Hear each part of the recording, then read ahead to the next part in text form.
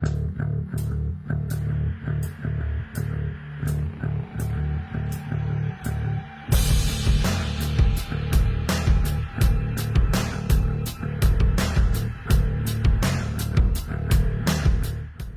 Albania ka shënuar një tjetër sezon fantastik me edicionin e 21 të tij.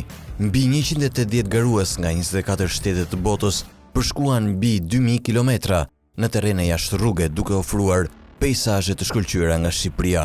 Kampionati tregoi edhe një herë shpirtin e lartë të garës dhe adrenalinën e jashtëzakonshme që ofron ky sport, ndërsa pjesëmarrja bëhet gjithnjë më e madhe dhe me një shtrirje nga të gjitha kontinentet.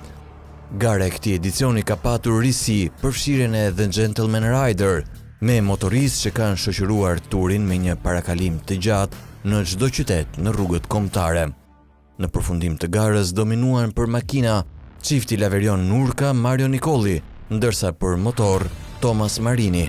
Pas 7 ditësh gara intensive, në Tiranë është realizuar një mbyllje spektakolare, ku janë shpërndar dhe trofet për fituesit.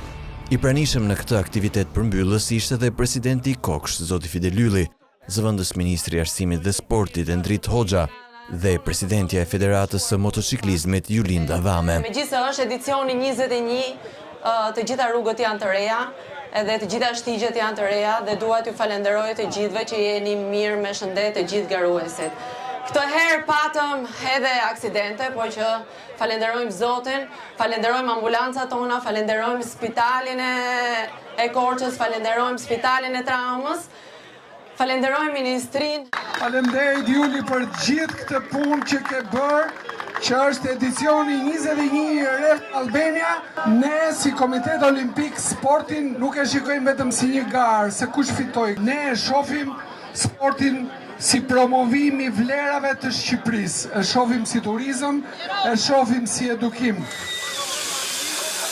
Thank you all for being part of this adventure.